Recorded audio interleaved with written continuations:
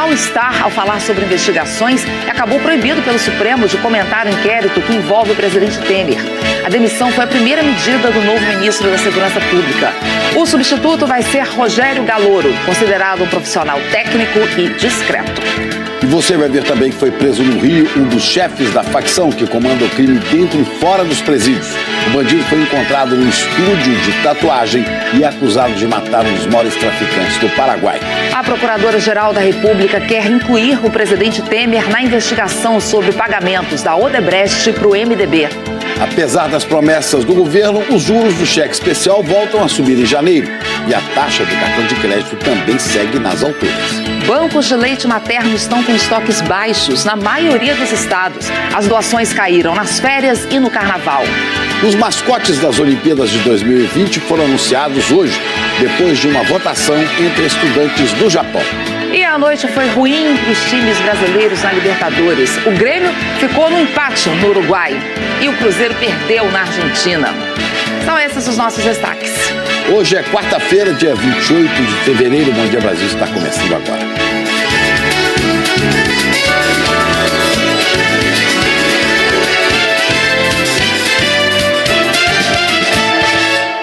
E a gente começa falando da prisão durante a noite de um dos criminosos mais procurados aqui no Brasil e no Paraguai. O nome desse bandido, Ana traficante, é Elton Leonel da Silva. Ele era conhecido como Galã. Ele foi preso pela polícia do Rio no estúdio de tatuagem. Ele era um dos criminosos mais procurados no Brasil e no Paraguai. Elton Leonel da Silva, conhecido como Galã, tem 34 anos. Segundo a polícia, ele era um grande fornecedor de drogas vindas do Paraguai para facções criminosas que agem no Brasil, dentro e fora dos presídios. Segundo a polícia, Galã é um dos suspeitos de ter participado da morte do também traficante Jorge Rafá. O crime aconteceu em 2016, na cidade de Pedro Juan Cabaleiro, na fronteira do Paraguai com o Brasil. Durante a emboscada, os assassinos usaram uma metralhadora .50, capaz de derrubar até um avião. O traficante foi preso ontem à noite aqui em Ipanema, zona sul do Rio. Ele estava com a namorada num estúdio de tatuagem quando a polícia chegou. O criminoso até tentou se passar por outra pessoa, apresentou documentos falsos, mas não convenceu os investigadores que já conheciam a verdadeira identidade dele. A gente considera que é uma importante prisão, porque a gente tira de circulação um criminoso de altíssima periculosidade e consegue capturar ele no momento que ele estava aqui no Rio de Janeiro. Nas 2 últimas semanas, 3 chefes da mesma organização criminosa do traficante Galã foram assassinados. No dia 15, Rogério Jeremias, conhecido como GG do Mangue, e Fabiano Alves de Souza, o Paca, foram torturados e mortos na região metropolitana de Fortaleza. Já na quinta-feira passada, Wagner Ferreira da Silva, um dos apadrinhados de GG, foi executado em frente a um hotel, na zona leste de São Paulo. A polícia diz que as mortes estão ligadas a um racha dentro da própria facção. Os generais que estão comandando a segurança no estado do Rio de Janeiro falaram pela primeira vez sobre as estratégias para combater o crime. Ontem, houve tiroteios em 3 favelas do Rio e a PM conseguiu impedir o sequestro de uma moradora por bandidos que invadiram um condomínio na zona sul da cidade. O prédio fica na Gávea, um bairro nobre na zona sul do Rio. Depois de roubar joias, dinheiro e celulares em 2 apartamentos, os bandidos iam fugir levando uma moradora como refém. Mas na saída do elevador, se depararam com policiais que haviam sido avisados. Júlio César Ferreira dos Santos e Francisco das Chagas Pereira da Silva Oliveira tinham recebido indulto de Natal no ano passado. Não voltaram para a cadeia e foram presos novamente em flagrante. Ontem houve confrontos em 3 favelas. Bandidos trocaram tiros com a polícia no Vidigal, na Zona Sul, na Vila Kennedy, na Zona Oeste, e também em Parada de Lucas, na Zona Norte, onde a PM apreendeu mais de 100 quilos de maconha. Não houve registros de feridos nestas 3 comunidades. Na Vila Aliança, na Zona Oeste, o Exército fez uma operação para retirar barricadas montadas pelo tráfico. No Jardim Catarina, em São Gonçalo, na região metropolitana do Rio, a ação foi feita pela PM. O interventor, General Braga Neto, quer mais policiamento nas ruas e também nas estradas. Ele se reuniu aqui no Rio com secretários de segurança do Sudeste para reforçar a vigilância nas divisas e assim impedir que bandidos daqui fujam para outros estados. O Exército divulgou uma foto do encontro no Comando Militar do Leste ontem. Mais cedo, o general Braga Neto falou sobre os principais objetivos do plano de intervenção numa entrevista coletiva. Os generais preferiram não falar sobre as primeiras medidas operacionais. Os custos ainda serão definidos. No momento, o que nós temos é o que está previsto no decreto. Tá?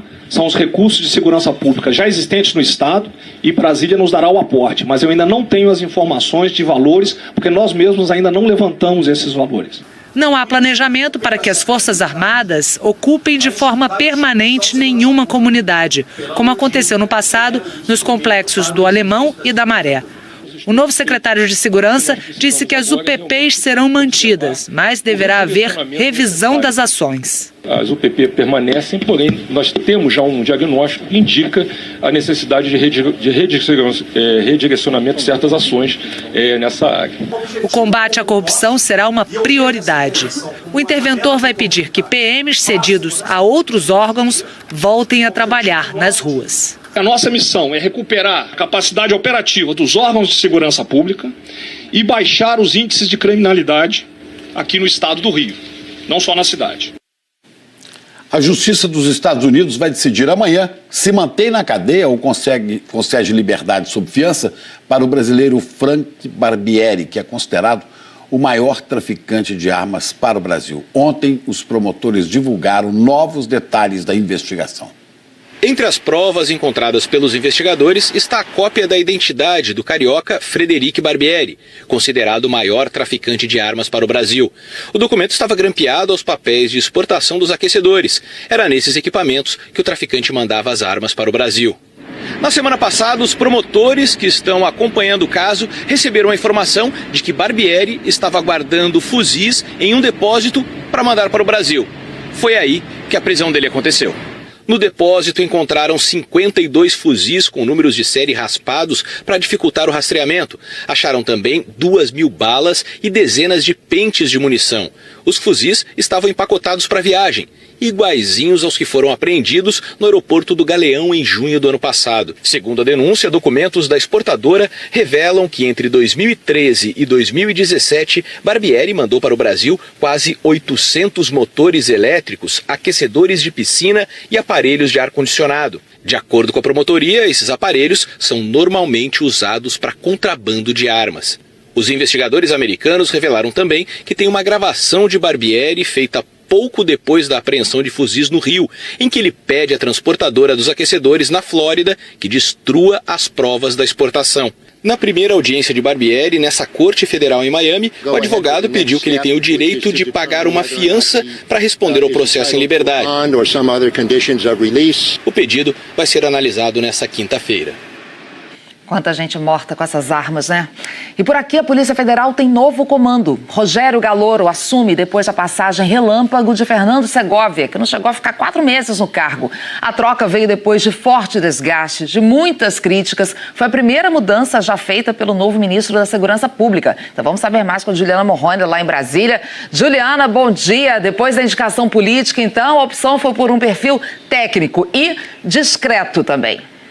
Passagem em relâmpago que provocou muitas trovoadas, Ana. Bom dia a você, bom dia ao Chico, bom dia a todos. O novo diretor-geral da Polícia Federal tem um perfil oposto ao do antecessor. Desde o início, como diretor-geral, Fernando Segovia provocou constrangimento, desconforto e preocupação na própria Polícia Federal, no Supremo, na Procuradoria-Geral da República, com pitacos e declarações inadequadas, consideradas inadequadas para o cargo. O novo ministro da Segurança Pública, Raul Jungmann, teve carta branca de Temer para mudar o comando na Polícia Federal. O novo ministro da Segurança Pública estendeu o expediente até tarde da noite no primeiro dia no cargo, acertando a agenda de hoje. Eu estou obedecendo o silêncio obsequioso. E ainda foi se encontrar com o presidente Michel Temer no Palácio do Jaburu. E isso depois de um dia longo. Raul Jungmann tomou posse cedo numa cerimônia lotada, mas sem falar da mudança na Polícia Federal que já estava definida. Rogério Galoro foi um dos convidados para a posse, mas só anunciado horas depois como o novo diretor da Polícia Federal. Galoro é delegado há 22 anos. Tem experiência na repressão às drogas, inteligência policial. Ele era o número 2 na hierarquia da Polícia Federal na gestão de Leandro Daiello, quando a PF investigou políticos diversos, inclusive do PT no governo Dilma Rousseff e no MDB no governo Michel Temer. Em nota, a Federação de Policiais elogiou o Galoro, citou o perfil operacional e discreto dele. Discrição que faltou para o demitido Fernando Segovia, que foi uma escolha pessoal do presidente Michel Temer. Segovia era um nome do agrado de políticos investigados na Lava Jato. Nos 99 dias que ficou no comando da Polícia Federal, Fernando Segovia virou manchete em muitos momentos. Teve reunião fora da agenda com o presidente Michel Temer. Recentemente, em uma entrevista, disse que a tendência era o arquivamento do inquérito dos portos que investiga o presidente. O Supremo pediu para ele se explicar e acabou proibindo o Segovia de falar sobre as investigações, pedido que tinha sido feito pela Procuradoria-Geral da República. E teve outra. Quando tomou posse, Segovia disse a polêmica frase sobre a mala de dinheiro que o ex-assessor de Temer carregou. Uma única mala talvez não desse toda a materialidade criminosa que a gente necessitaria para resolver se havia ou não crime, quem seriam os partícipes e se haveria ou não corrupção. Fernando Segovia estava lá, na posse do ministro Raul Jungmann, que pediu a demissão dele, medida comentada por parlamentares. Inevitável a queda do Dr. Segovia. As declarações que ele tinha feito são incompatíveis com o Estado de Direito, com a Polícia Federal e com a autonomia de investigação por parte de delegados da Polícia Federal que presidem o inquérito. Para mim foi uma surpresa. Acho que o Segovia é um bom quadro da polícia. Se ele falou algo e falou demais, muitos outros têm falado demais também, né? No Poder Judiciário também, no Ministério Público. Raul Jungmann agora responde pela Polícia Federal, Rodoviária Federal, Força Nacional de Segurança e Departamento Penitenciário. E no discurso citou a população do Rio. Me impressiona, presidente, por exemplo, no Rio de Janeiro, onde eu vejo durante o dia as pessoas clamarem contra a insegurança, clamarem contra a violência, clamarem contra o crime, e estão corretas. E à noite, financiarem esse mesmo crime através do consumo de drogas. Durante essa cerimônia, o presidente Temer disse que a ajuda federal pode se estender a outros estados. Raul Jungmann deve divulgar ainda hoje novas ações do Ministério da Segurança Pública. Agora de manhã, ele cumpre a agenda no Conselho Nacional de Justiça a convite da ministra Carmen Lúcia. Jungmann deve ter acesso ao mapa da população carcerária do Brasil. Ana Chico.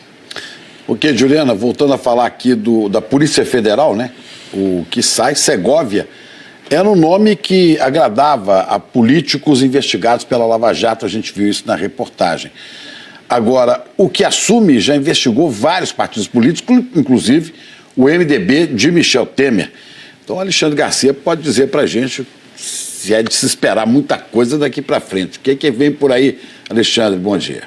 Bom dia. Pois é, o que se espera é que se investigue de modo técnico e discreto, como se diz, aliás, que é o novo chefe da Polícia Federal. Olha, há um dito no meio jurídico de que juiz só fala nos autos. Transpondo isso para a polícia, pode-se desejar que delegado só fale no inquérito, inclusive para não condenar ou inocentar antes dos tribunais. O diretor da Polícia Federal caiu porque falou demais, né? Indicou que o inquérito que apura, né, se uma medida provisória seria para favorecer uma empresa portuária, né, que seria arquivado esse inquérito por falta de provas. Pegou mal, inclusive, para o presidente da República, porque ficou parecendo que ele estava lá nomeado pelo presidente, a despeito da indicação do ministro da Justiça, para jogar água fria nas investigações. E o indicado pelo ministro, que jurisdicionava a polícia, era Galoro, né? Era a sucessão natural. O número 2 do diretor que saía, Leandro Daiello, o da Lava Jato. Segovia teria sido pedido de Sarney ao presidente Temer, o que Sarney negou. Galoro ficou então trabalhando com o ministro Torquato Jardim, ministro da Justiça, que o indicara como secretário-geral, nacional de Justiça, como se estivesse em banco de reserva. E agora, a pretexto de mudança de ministério e de ministro, foi retirado Segovia, já sem condições de continuar depois que a Procuradoria e o Supremo deram a ele um "por que não te calas?". Por coincidência, troca feita no mesmo dia em que o ministro relator Luiz Roberto Barroso concede prorrogação por mais 60 dias no prazo do inquérito sobre a medida provisória das portuárias. Assim, quando o inquérito falar, aí vai se ter a indicação de se havia ou não contaminação dessa medida provisória. Ana e Chico? É isso. Obrigado, Alexandre. Até mais. A gente vai falar agora do fechamento de lojas pelo país. Um levantamento da Confederação Nacional do Comércio, que o Bom Dia Brasil apresenta agora em primeira mão, mostra uma ligeira melhora nesse setor, puxada pelo crescimento nas vendas. Mas o número de estabelecimentos que fecharam em 2017 ainda é muito alto. O levantamento mostra que a crise do comércio começa a ir embora. Mas o número de lojas fechadas ainda é grande em todas as cidades. Segundo o levantamento da Confederação Nacional do Comércio, que o Bom Dia Brasil apresenta em primeira mão, o balanço nacional entre o que abriu e fechou continuou negativo. Foram menos 19.300 lojas, mas o número já é bem menor do que em 2016, quando mais de 100 mil lojas desapareceram. No Rio são muitos anúncios de aluguel ou venda. Nesta rua, há portas fechadas uma ao lado da outra. É uma rua tradicional do comércio de instrumentos musicais. Este gerente de loja diz que só no último ano 2 concorrentes fecharam. É uma junção de coisas, né? O alto aluguel, realmente a gente paga bem caro de aluguel aqui na rua. O mercado deu uma esfriada muito grande. Entre todos os estados, o Rio foi que teve a pior situação no ano passado, seguido por São Paulo.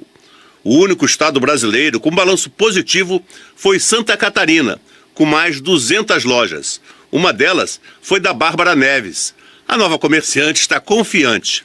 Muita gente disse que a hora não era boa, que tinha muita coisa fechando, que seria um risco, mas eu acreditei em mim, na minha intuição, e achei que o comércio tem sim um grande potencial.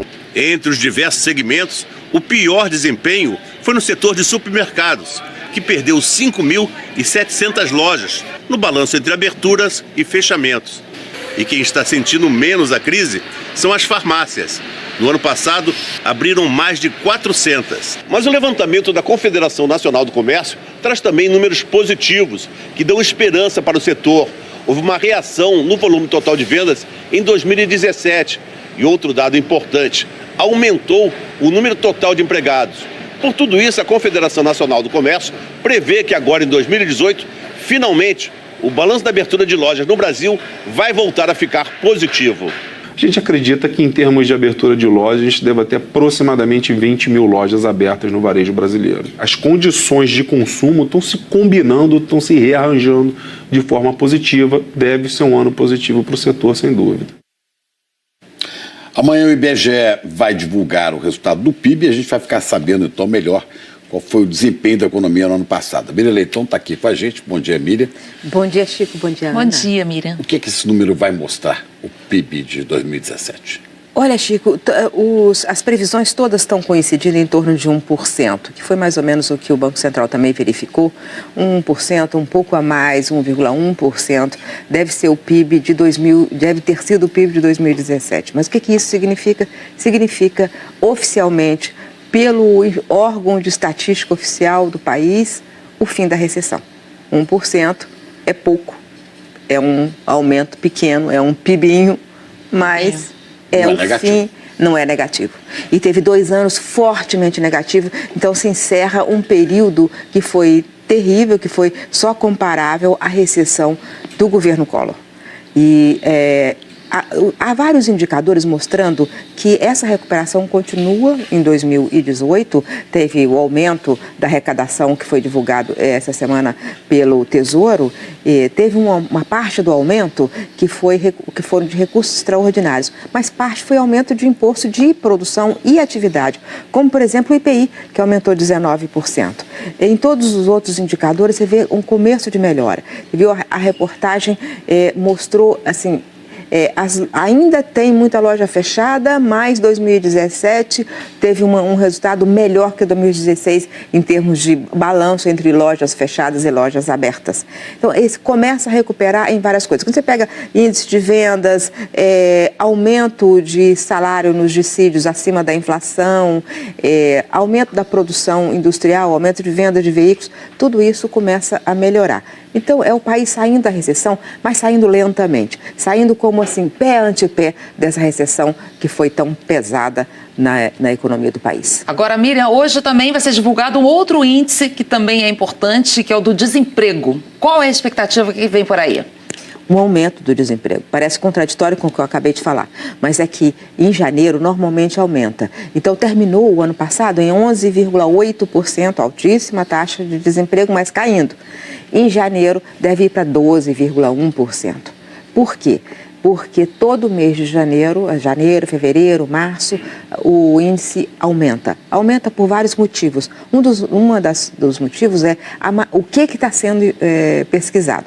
O que o IBGE pergunta é, procurou emprego no último mês?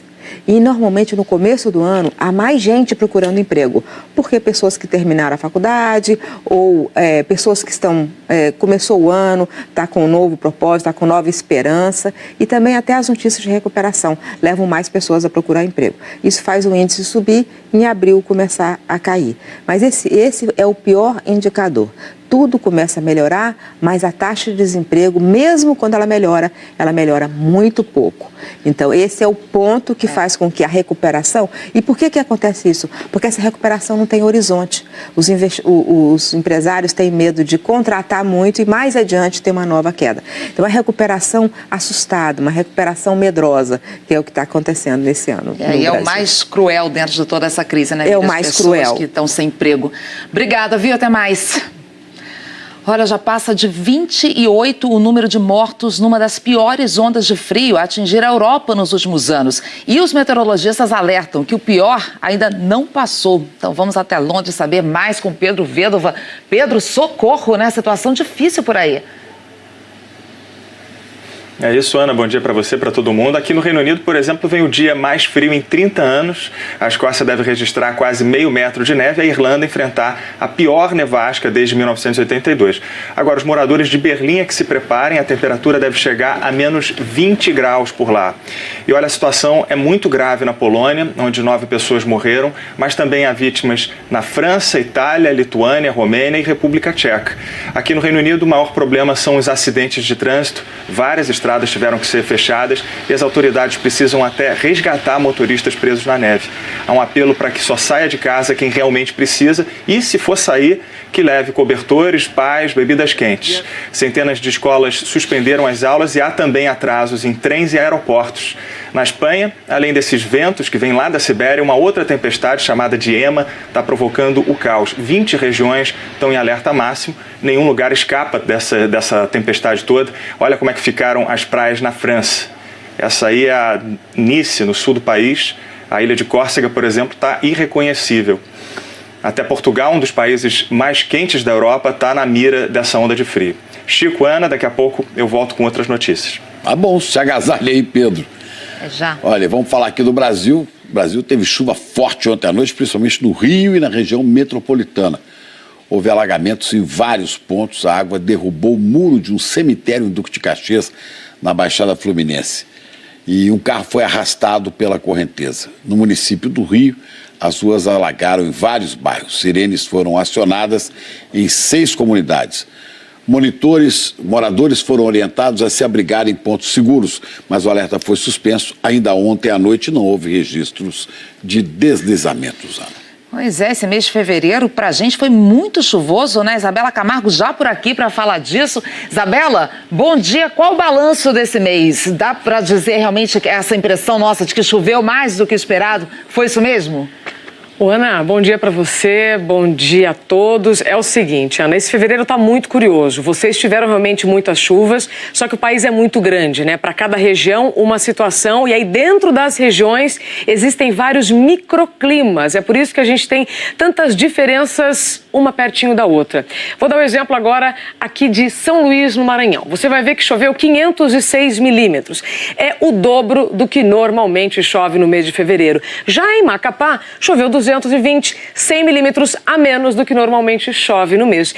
Por esses tons aqui, você vê azul mais chuva, laranja menos chuva. Região sul ficou bem seca neste mês. São Paulo também teve chuva bem abaixo da média. E aí tem muita gente se perguntando, né? E o Cantareira? Olha só, lá no sistema o acumulado foi de 95 milímetros e a gente está encerrando o mês com 52,4%.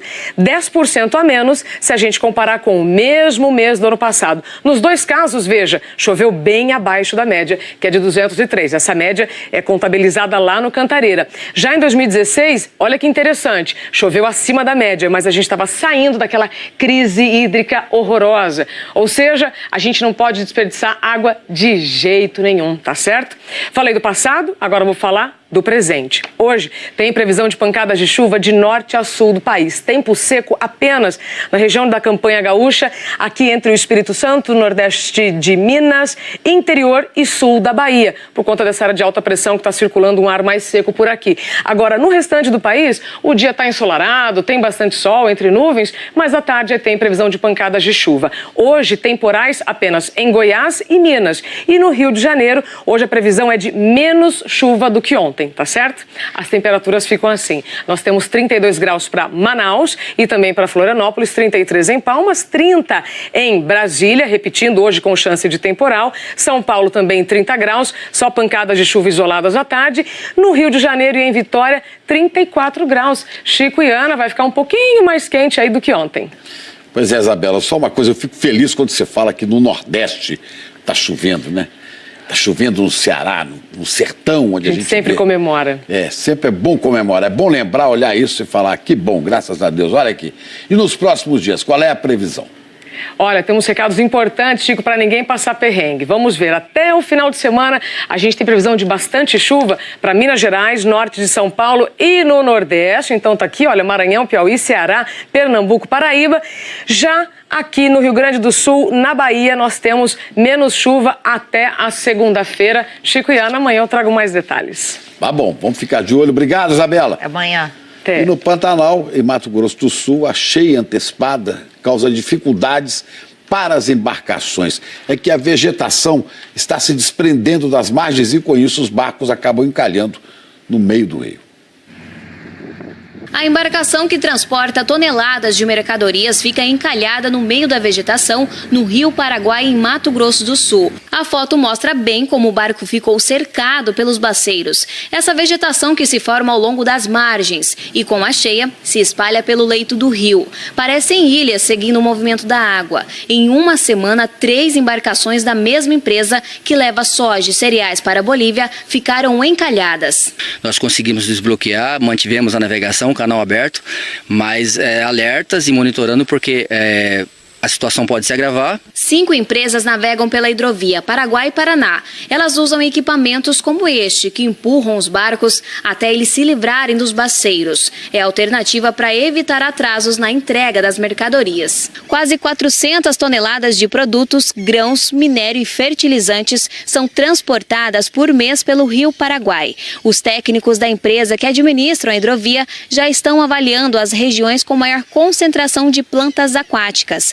São pelo menos 300 quilômetros a serem monitorados para evitar que mais embarcações encalhem por aqui. Ele é retirado é feito um trecho grande com a embarcação com rebocadora Vida de Melo para que esse material seja deslocado o mais rápido possível e não tenha retorno para onde estava o entupimento. O pico da cheia do Pantanal costuma ser no mês de maio, mas este ano as águas estão subindo mais cedo. O Rio Paraguai está em 3,65 metros, 2 metros a mais que no mesmo período do ano passado. Com isso, a vegetação está se espalhando mais rapidamente. À medida em que a quantidade dessas ilhas no rio aumenta, o risco de acidentes também aumenta e, ao mesmo tempo, o risco dessas plantas acumularem nas pontes, né, e interromper o fluxo hidroviário também, né? Olha, a gente vai para um intervalo, pessoal. Intervalo rapidinho, já já a gente vai falar aí de um absurdo, viu? Os juros do cheque especial, eles subiram mesmo depois das 11 reduções na taxa básica de juros. O governo quer descobrir como o ditador da Coreia do Norte conseguiu um passaporte brasileiro. Dá uma olhada aí, ó. Você vai ver também um impasse em relação à cirurgia de Neymar. Vândalos põem fogo em um ônibus na rodovia Raposo Tavares. E vamos trazer aí as notícias mais importantes de São Paulo nesta manhã de quarta-feira. Agora, 8 horas em ponto, a gente volta já já.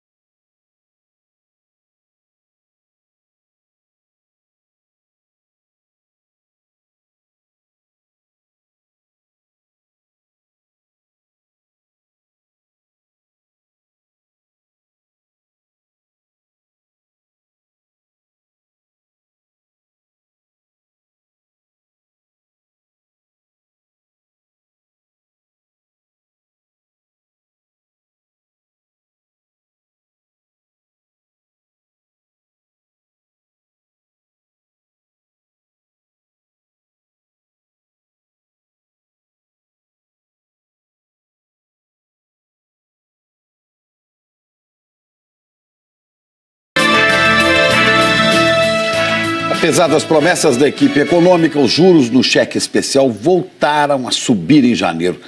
Fica difícil entender esse movimento, né? Se o Banco Central reduziu a taxa de juros 11 vezes seguidas, como é que ainda tem taxa subindo para o consumidor? Vamos falar em Brasília com a Juliana, porque a pressão do governo nos bancos parece que não teve nenhum resultado, né, Juliana? Ô Chico, cheque especial para não ser usado de jeito nenhum, jamais ser usado. Os juros chegaram a 324% ao ano em janeiro. Bom, quem está no aperto deve trocar a dívida do cheque especial por uma mais barata, como a do empréstimo consignado ou do crédito especial. Sabe aquela história do salário que acaba e o mês que continua? Contas que não cabem no orçamento por causa de uma despesa imprevista ou um descontrole temporário nos gastos? Quem nunca? Mas isso pode virar um problemão se o dinheiro usado para tapar esse buraco na conta bancária vem do cheque especial com frequência. A taxa de juros do cheque subiu, chegou a 324,7% ao ano em janeiro. É um crédito caro demais. O Wilson já precisou usar o cheque especial algumas vezes. Comerciante sentiu a crise econômica e acabou se endividando entre 2016 e 2017. Levou mais de um ano para pagar a conta e só conseguiu depois de vender um imóvel. Essa dívida, ela não tem fim, né? Sempre ela vai crescendo, crescendo, crescendo. Se você não dispor de um bem, alguma coisa para utilizar, para sanar o problema, você não paga. Os juros do cheque especial variaram um pouco no começo do ano passado. Tiveram quedas consecutivas entre abril e agosto, depois voltaram a subir, se estabilizaram e hoje estão num patamar próximo de maio do ano passado. Mas a taxa de 324% ao ano ainda é muito alta. Só perde para os juros do cartão de crédito, que vem caindo desde o ano passado, quando o Banco Central anunciou novas regras, limitando o tempo em que a pessoa pode ficar no rotativo, depois de pagar o valor mínimo da fatura. Mesmo assim, os juros do cartão estão em quase 328% ao ano. No mês passado, o ministro da Fazenda disse que a equipe econômica está estudando medidas para tentar estimular a queda nos juros do cheque especial. Mas ainda não há nenhuma previsão de quando isso pode ser anunciado.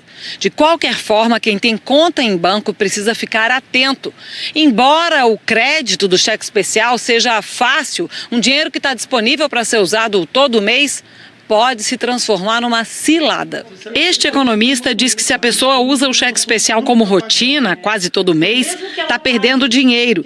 E se perder o controle, pode se endividar com muita facilidade. Ele lembra que existem algumas linhas de crédito bem mais baratas, como o empréstimo consignado e mesmo o crédito pessoal. O professor da Universidade de Brasília diz que um dos caminhos para incentivar a queda nos juros do cheque é estimular a concorrência entre os bancos e que a criação do cadastro positivo, que está sendo analisada no Congresso, pode ajudar. O cadastro positivo é o tipo da iniciativa boa, porque ele permite você mostrar a outros bancos que você é um bom pagador. Hoje, só quem sabe que você é um bom pagador é o teu banco. Então, você não consegue barganhar com isso, você não consegue fazer negociação, porque o outro banco não sabe se você de fato é um bom pagador.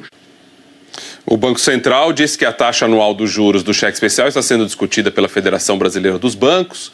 Febraban informou também que ainda este ano vai anunciar propostas para melhorar o uso do cheque especial. Se tivesse um teto, né, talvez fosse uma saída para quem sempre entra nesse aperto e não consegue sair.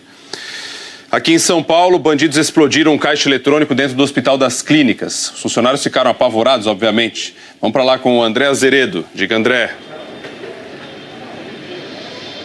Segundo o relato dos funcionários, Rodrigo, bom dia para você, bom dia a todos. A ação durou 5 minutos antes das 5 horas da manhã e a força da explosão foi tão grande que quem estava aqui sentiu até dores de cabeça. Esse é o problema. Toda explosão pode dar errado, isso aqui é um hospital, podia comprometer a parte elétrica, até pegar fogo. Tem gente internada, tem gente trabalhando, a polícia acabou de sair daqui, a Polícia Civil e a perícia confirmaram 6 homens fortemente armados, renderam os seguranças aqui na entrada do prédio dos ambulatórios e explodiram um dos caixas eletrônicos. São 4 no total, eles ficam lá no fundo à esquerda, a perícia, como eu disse, já saiu dali, roubaram o dinheiro do caixa, de não ter informação de quanto, e tentaram abrir um outro caixa. Como tiveram dificuldade, acabaram indo embora. A Polícia Civil agora segue o rastro dos criminosos que fizeram essa ação com 2 carros roubados. Audácia em hospital, Rodrigo. Dentro de um hospital, é incrível. 8 horas e 7 minutos. Obrigado, André Azeredo. Jaqueline Brasil, trânsito, transporte. Vamos lá, Rodrigo. O transporte coletivo, linhas da CPTM do metrô, tudo bem, sem problemas agora. E a gente mostra como é que está o monitoramento pelas nossas câmeras, o monitoramento do trânsito. Começando pelo corredor norte-sul, à direita para quem vai em direção ao aeroporto, do outro lado em direção à zona norte. Bastante carro, mas está fluindo tudo bem. Aí a gente dá uma olhadinha também na nossa janela, para observar aí como é que está a Marginal Pinheiros, tanto pela pista expressa quanto pela pista local, tudo bem? Só observa aqui, ó, saída da Roberto Marinho, opa, motorista já reduzindo um pouquinho a velocidade. E aí tem uma outra câmera aqui que a gente vai mostrar também, que é a Marginal Tietê. Você que está ali, olha, bem na altura da ponte da Casa Verde, por cima em direção a Ayrton Senna, em sentido Castelo Branco aqui por baixo, aqui não mostra acidente. Mas se a gente colocar aqui no Waze, ó, tem ali um acidente, provavelmente um acidente não grave ali, mas olha, tá congestionando um pouquinho para quem vai em direção à rodovia Ayrton Senna, que a gente não consegue mostrar ali. Então o motorista acaba pisando bastante no freio. E o que me chama a atenção, Rodrigo, é a passagem da Zona Norte para a Zona Oeste. Olha, pela ponte Júlio de Mesquita Neto, tá com trânsito lento, ponte do Limão também e a ponte da Casa Verde também. Olha, todos os acessos com o trânsito lento, tá? Saindo aqui da Marginal Tietê, a gente destaca também estradas. A rodovia Raposo Tavares está aí. Olha só como ela está lenta desde cedo, né? Na região do Butantã, motorista indo a 11 km por hora. Daqui a pouco eu trago mais detalhes das outras estradas que chegam aqui à capital. Tá bom, obrigado. No intervalinho, pessoal, já vamos falar dos novos casos de febre amarela em Minas Gerais. E aí, como a Jaque disse, outras notícias aqui de São Paulo. A gente de olho em tudo para você nesta manhã de quarta-feira, 8h09. A gente volta já já.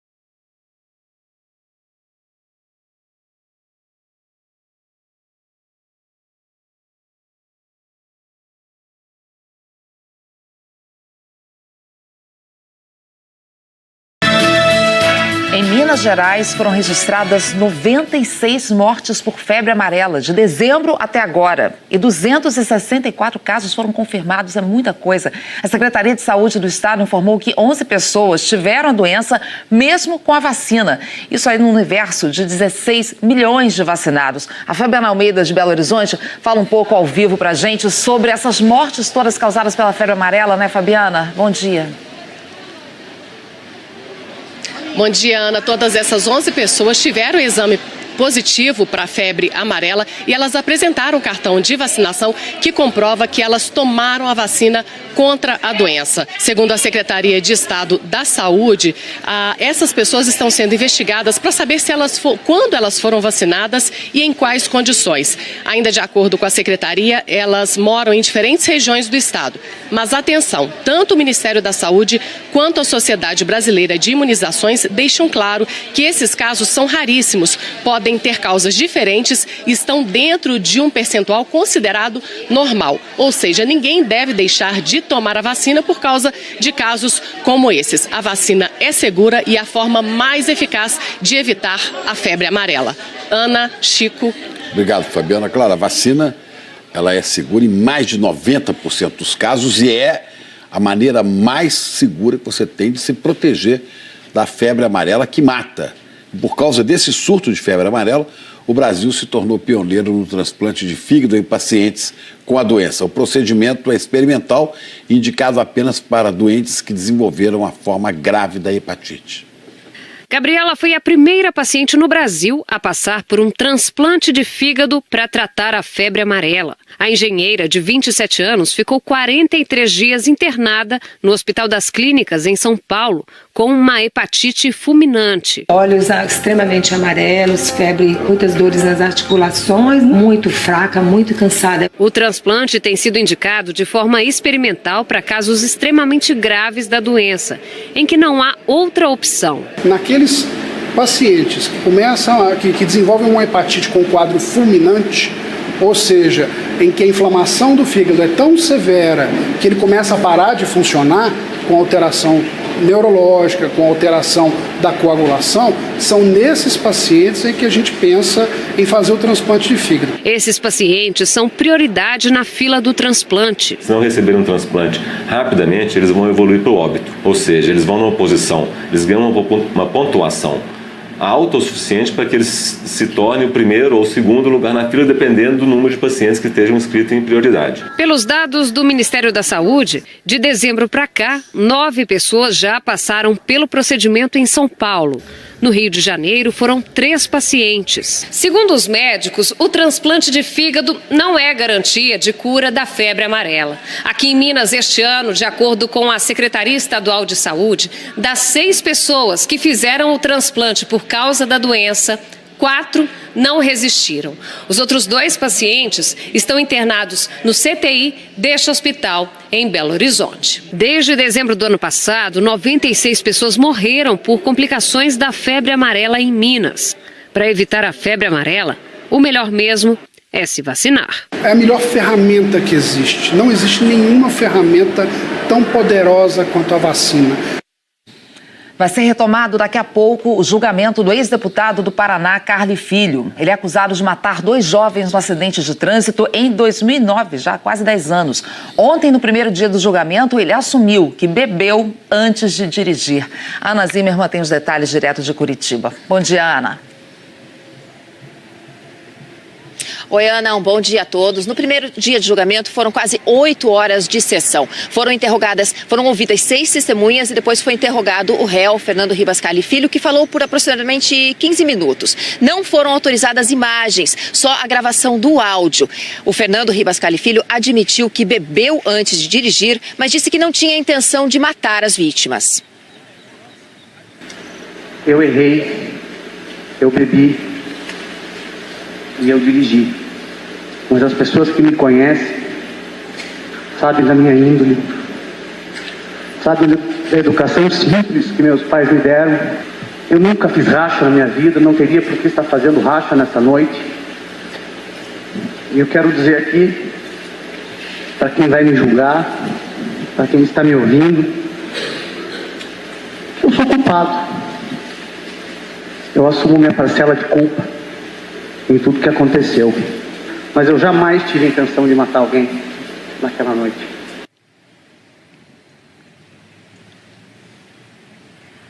Carly Filho também pediu perdão às mães das 2 vítimas que estavam sentadas na primeira fila aqui do tribunal e disse que o carro deles cruzou a frente do carro dele numa via preferencial. O julgamento vai ser retomado daqui a pouco, o tribunal do júri está quase abrindo, a sessão vai começar às 9h30 da manhã, aí acontecem os debates entre acusação e defesa e depois os jurados vão decidir se Carly Filho assumiu o risco de matar. Ana, Chico. Obrigado. E você vai ver a seguir: a Procuradora-Geral da República pede autorização ao Supremo para investigar a participação do presidente Michel Temer numa reunião que discutiu o pagamento milionário da Odebrecht ao MDB. E um delator da Lava Jato afirma que Sérgio Cabral tomou um susto quando descobriu que já tinha 100 milhões de dólares no exterior. A gente fala disso já, depois do intervalo. Agora 8h18, horário de Brasília.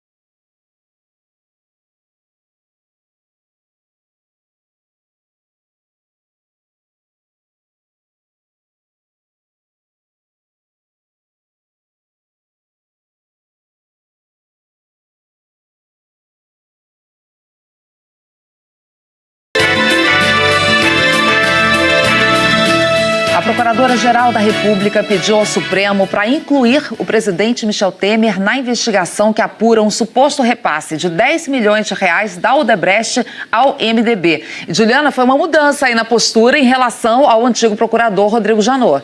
Ana, quando começou essa investigação, então o Procurador-Geral da República, Rodrigo Janot, entendeu que a Constituição proibia investigar o presidente por supostos crimes anteriores ao mandato. Mas Raquel Dodge discorda desse entendimento. Segundo delatores da Odebrecht, o encontro serviu para acertar o pagamento de 10 milhões de reais para o MDB. 6 milhões seriam para a campanha de Paulo Scaff ao governo de São Paulo. A Odebrecht faria o pagamento em troca de interesses da empresa atendidos pela Secretaria de Aviação Civil, ocupada entre 2013 e 2015 por Eliseu Padilha, que hoje é ministro-chefe da Casa Civil, e Moreira Franco, atual secretário-geral da Presidência da República. Marcelo Odebrecht e Cláudio Melo Filho revelaram que Padilha e Michel Temer, então vice-presidente, estavam no jantar. Padilha e Moreira Franco já são investigados neste caso. Na época em que o inquérito foi aberto, o então Procurador-Geral da República, Rodrigo Janot, não tinha colocado o nome de Michel Temer entre os investigados por entender que o presidente da República só pode ser investigado por crimes durante o mandato. A Procuradora-Geral da República, Raquel Dodge, concorda que o presidente da República, neste caso Michel Temer, não pode ser responsabilizado por atos estranhos ao exercício do mandato. Mas ela defende que ele possa ser investigado e, por isso, fez o pedido ao Supremo Tribunal Federal. Raquel Dodge também quer saber qual a relação de Michel Temer com Odebrecht. Ela diz no documento: considera necessário tratar de ampliação do rol de investigados neste inquérito para incluir o senhor presidente da República, Michel Temer, por considerar que a apuração dos fatos em relação ao presidente da República não afronta a Constituição. É o ministro Luiz Edson Fachin quem vai decidir se Temer vai ou não ser investigado neste caso. A assessoria de Paulo Scaff do MDB informou que todas as doações recebidas pela campanha dele ao governo de São Paulo estão devidamente registradas na Justiça Eleitoral e que as contas foram aprovadas. A Presidência da República não quis comentar o pedido da Procuradora. A única investigação contra o presidente Michel Temer em curso foi prorrogada por mais 60 dias. O ministro Luiz Roberto Barroso, relator do inquérito, atendeu ao pedido da Polícia Federal. A investigação apura se um decreto beneficiou o setor de portos em troca de propina. Ana, Chico. Obrigado, Juliana. E o ex-governador do Rio, Sérgio Cabral, que está preso em Curitiba, se recusou a prestar depoimento por videoconferência num processo que tramita na Justiça Federal do Rio. Outros réus fizeram novas revelações sobre o esquema de corrupção do governo do Rio de Janeiro, inclusive sobre a compra de diamantes para ocultar contas no exterior. Carlos Miranda, operador financeiro de Sérgio Cabral, fez delação premiada e por isso não aparece nas imagens. Ele afirmou que Sérgio Cabral se surpreendeu quando soube que já tinha mais de 100 milhões de dólares depositados em contas no exterior, dinheiro de propina. Ele ficou muito assustado. Essa conta chegou, se eu não me engano, a 150, 160 milhões lá fora. Carlos Miranda mencionou pela primeira vez que também havia esquema de propina na SEAP, a Secretaria de Administração Penitenciária do Estado. Os irmãos Renato e Marcelo Chebar, doleiros que administravam as contas de Sérgio Cabral no exterior, também foram ouvidos. Eles disseram que diversas vezes levaram dinheiro vivo a Londres, Paris e Nova York para pagamento de despesas de viagem do ex-governador. Os irmãos Chebar contaram que, em 2016, preocupado com a lei que determinava a declaração de contas no exterior, o ex-governador ordenou a compra de diamantes. Foi um encontro que a gente teve em Londres, no Carnaval de 2016. Foi uma forma de esvaziar as contas e era uma forma de zerar o saldo comprando um diamante. Nesse processo, o grupo do ex-governador do Rio é acusado de desviar 300 milhões de reais. Já condenado em outros 4 processos da Lava Jato, Sérgio Cabral está preso em Curitiba e seria ouvido por videoconferência, mas preferiu não responder às perguntas desse processo e alegou que a defesa foi prejudicada. Eu tive a oportunidade de estar com o meu advogado, o doutor Rodrigo Roca, que está aí. Portanto, o meu direito de defesa está prejudicado. Parte do dinheiro desviado pela corrupção no Rio vai para a educação. Ontem foi assinado um acordo entre representantes do Ministério Público Federal e Estadual, do Governo do Estado e do Judiciário. 10 escolas já foram selecionadas para passar por reformas. Cada uma deverá receber R$1,5 milhão. Isso aí, com toda a fiscalização, lisura, para que realmente o cidadão tenha de volta aquilo que é dele. O Ministério Público Federal negou que a defesa do ex-governador Sérgio Cabral tenha sido prejudicada. Os procuradores afirmam que ele recebe o mesmo tratamento que qualquer preso em Curitiba e lembram que o político foi transferido para o Paraná após se envolver em irregularidades dentro do sistema prisional do Rio. A força-tarefa da Lava Jato já recuperou até agora R$451 milhões em acordos de colaboração no Rio de Janeiro. Agora, fazer um alerta: os estoques dos bancos de leite materno estão bem abaixo do normal em pelo menos 15 estados brasileiros. No freezer desta maternidade do Recife, restaram apenas 9 dos 40 litros necessários para o atendimento dos recém-nascidos. Segundo os coordenadores do banco de leite, as doações caíram nas férias e no carnaval. Lembrando que o leite materno supre todas as necessidades nutricionais dos bebês até os 6 meses. E nas maternidades ele é fundamental, principalmente para os bebês prematuros. Aqui em São Paulo, bombeiros retomaram as buscas pelo menino Matheus Henrique da Silva, de 11 anos. Ele caiu num córrego na Zona Leste na segunda-feira. Falar com a Zelda Mello, que está acompanhando este terceiro dia de trabalho dos bombeiros. Oi, Zelda, bom dia. Bom dia, Rodrigo. Os bombeiros agora, eles estão divididos em vários grupos, estão nos piscinões aqui do córrego Rincão, também no desemboque com o rio Tietê, e uma equipe foi enviada para as comportas em Osasco, onde desemboca, por onde passa o rio Tietê. Também ontem eles já fizeram uma vistoria em toda a extensão do córrego Rincão, nos 5 quilômetros, mas não encontraram nada. As buscas seguem em momentos de grande chuva. É claro que os bombeiros acabam tendo que suspender, mas eles vão continuar buscando até que o menino Matheus seja encontrado, Rodrigo. Ok, muito obrigado, viu, Zelda? Vamos com a previsão do tempo, 8h28, Isabela Camargo está aqui. Bom dia, Isa. Bom dia, Rodrigo. Bom dia para você também. Menos chuva hoje, Menos tá? chuva. Mais sol desde cedo, a gente está vendo um céu bem mais claro, bem menos nuvens por enquanto. Com isso a temperatura vai subir, vai esquentar mais hoje, previsão de 30 graus. Por conta de toda a circulação que está rolando de norte a sul do país, a gente tem a mesma condição para todo o estado. Então são pancadas de chuva que podem acontecer no período da tarde, mas de modo muito irregular. O que isso significa? Pode chover numa cidade e não chover na outra cidade. Mas não é muita água. Então, aqui na capital pode chover num bairro e nada no outro. A gente não tem nenhum sistema para provocar nem uma chuva persistente, nem chuva volumosa. A previsão de ontem, por exemplo, aquelas nuvens que a gente estava vendo de manhã foram todas para o Rio de Janeiro. Então não choveu. Aqui nós não temos um registro oficial de chuva. A capital. A chuva foi toda lá para o Rio de Janeiro. Então hoje é esta condição. Vamos voltar a falar aqui do presente. Agora, para quem já está pensando, né, nos próximos dias, continuamos com o mesmo padrão: calor e umidade. Tá? O verão ainda continua até o dia 20 de março. Então esse padrão continua até o final de semana. Temperaturas não mudam, pancadas de chuva à tarde. E aí a gente vê que pelo volume de chuva, a maior parte vai ficar lá no norte do estado apenas. Obrigado, Isa. Bom dia, viu? Olha, um intervalinho, pessoal, já vamos mostrar o passaporte brasileiro usado pelo ditador da Coreia do Norte, Kim Jong-un. E também outras notícias de São Paulo, agora 8h29.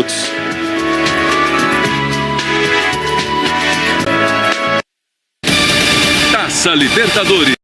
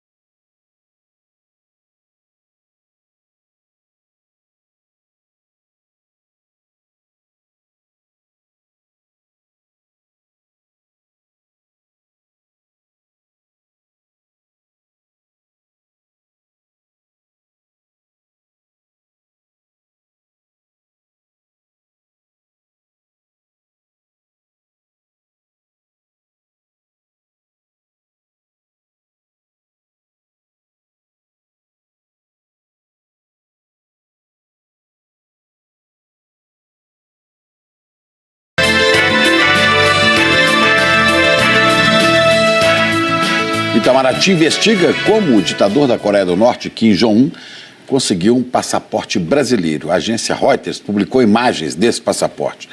Autoridades europeias ligadas à segurança disseram à agência que ele usou o documento para viajar a países ocidentais quando era criança.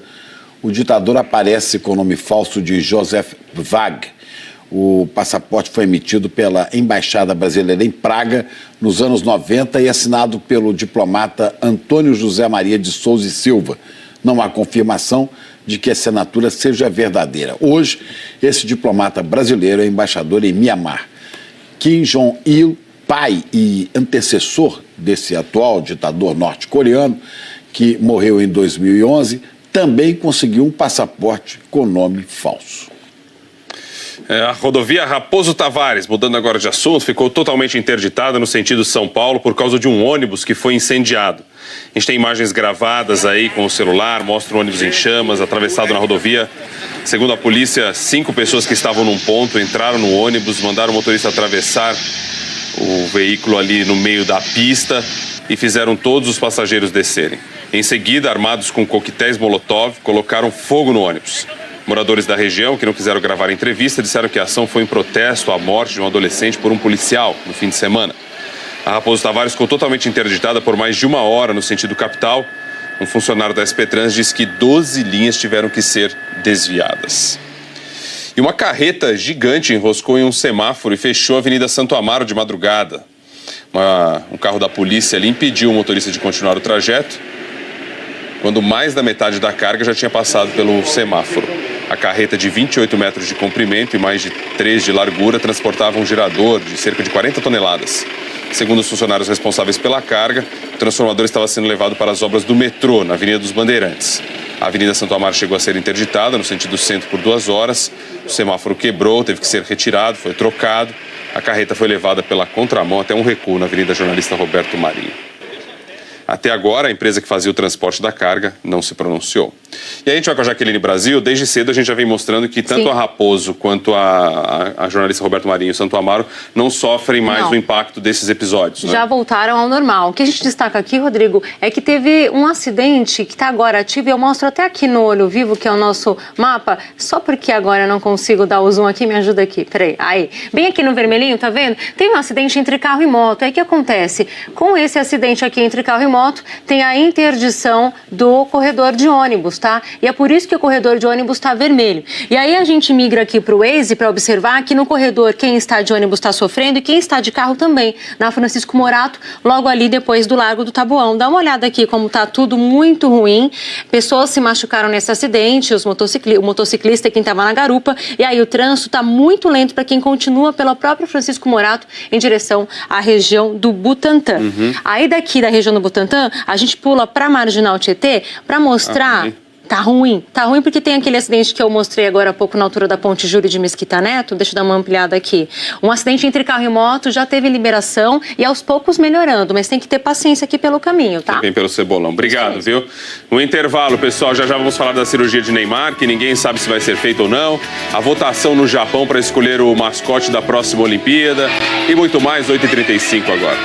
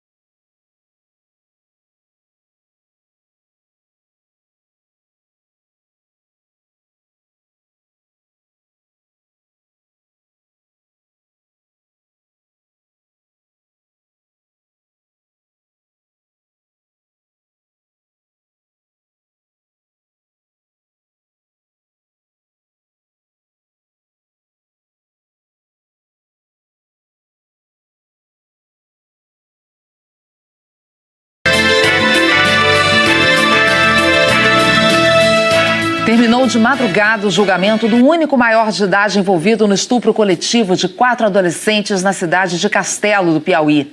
Adão José de Souza, de 43 anos, foi condenado a 100 anos e 8 meses em regime fechado. Ele foi considerado o mentor do estupro coletivo em maio de 2015. Adão negou o envolvimento nos crimes, mas foi condenado por homicídio, tentativa de homicídio, estupro e corrupção de menores. As 4 adolescentes, lembrando esse caso, foram agredidas, estupradas e arremessadas do alto de um penhasco de cerca de 10 metros de altura. Uma delas morreu 10 dias após o ocorrido. 4 adolescentes já tinham sido condenados a cumprir 3 anos de internação. Vida longa de cadeia para ele, né? Bom, crime.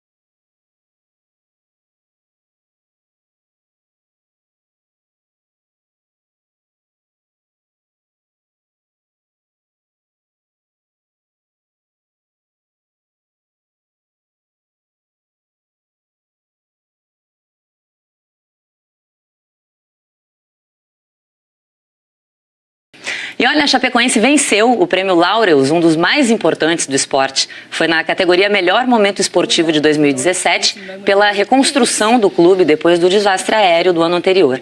O ex-goleiro Jackson Follmann, sobrevivente da queda do avião, representou a Chape na cerimônia em Mônaco. Meu muito obrigado de coração. E olha, os mascotes dos Jogos Olímpicos de 2020 já foram escolhidos. O Márcio Gomes acompanhou tudo lá de Tóquio. Márcio, boa noite para você. Como é que foi o anúncio, hein? Conta pra gente. Oi, Cris, bom dia para você, bom dia a todos, muito bom falar com você. Olha, foi muito legal acompanhar isso, porque os organizadores abriram essa votação a todas as escolas primárias do Japão. Até a minha filha votou. Eram 3 duplas de candidatos. E como o japonês adora o mascote, dá para imaginar a expectativa que havia no país. E a nossa equipe registrou tudo. Candidatos A, B ou C? Qual deles você prefere? Essa foi a pergunta feita em mais de 200 mil salas de aula em todo o Japão. As crianças votaram e hoje vamos conhecer o resultado. Só pela quantidade de jornalistas já se percebe como os japoneses levam a sério essa história de mascote. As 3 duplas finalistas chegaram até aqui depois de um concurso com mais de 2.000 candidatos. Mais de 500 crianças de uma escola do centro de Tóquio participaram do anúncio oficial. Nas mãos, as opções de cada um. E o desenho vitorioso foi...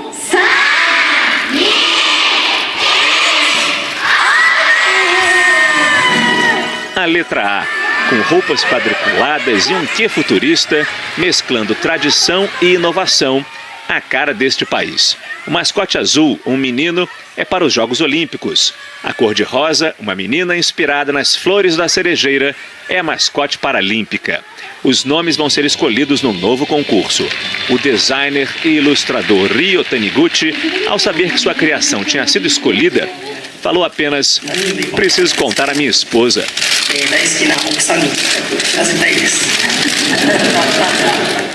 A grande expectativa dos organizadores é faturar em cima dos mascotes com todo tipo de produto.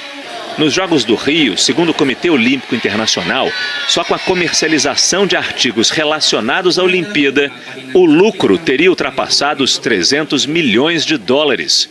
E o Vinícius foi o que mais vendeu. Nas ruas de Tóquio, as pessoas com quem eu conversei não escondiam a estranheza com a dupla escolhida.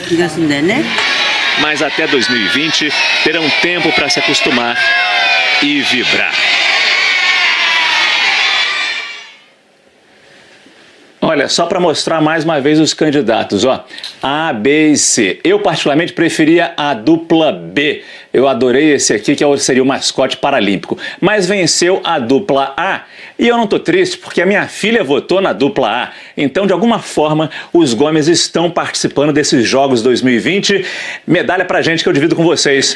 Cris, Chico e Ana Paula. Tá certo, Márcio, obrigada. A filha dele deve estar super feliz, muito né? Bom. Alguém na família tá comemorando. E aí, vocês gostaram dos mascotinhos? Bonitinho, bem japonês. Típico japonês, né? Desenho japonês. Tá certo. É isso, gente. Amanhã tem mais. Arigato. Arigato. Até amanhã. Olha, esse ano tem eleição para presidente e a gente quer saber o que é que os brasileiros de todas as cidades do país esperam para o futuro. E para responder isso é muito fácil, basta fazer um vídeo. Olha aí.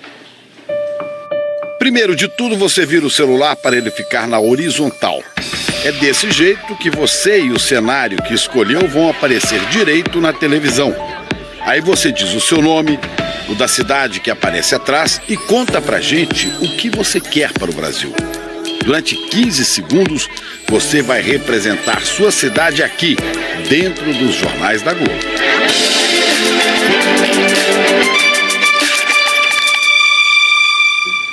Já gravou o seu vídeo para participar e rever as dicas?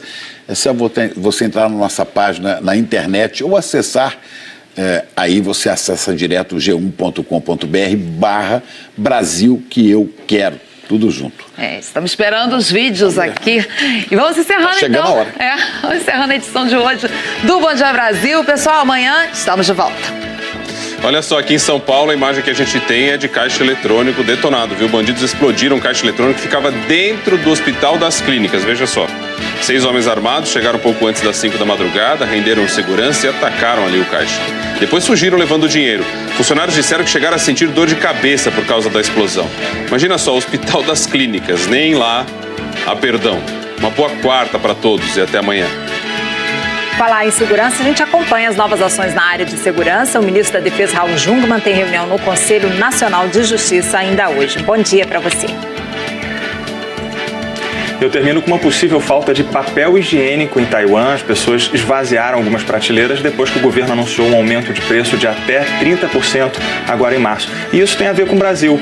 O nosso país é um dos principais produtores de papel higiênico e incêndios florestais por aí acabaram diminuindo o fornecimento lá em Taiwan. Que coisa, né? Bom dia para todo mundo aí. Que coisa, né? Só consertando aqui a informação da Juliana, Raul Jungmann agora é ministro da Segurança Pública, né? E não mais ministro da Defesa. Tá certo. O Segovia não é mais diretor da Polícia Federal. Com algumas mudanças. Para vocês de casa, ótimo dia. Até amanhã aqui no Bom Dia Brasil. Bom, a gente termina por aqui. E parabéns para você em Paraty, Rio de Janeiro, está fazendo 351 anos. Então vamos nessa, suave na nave. Até amanhã.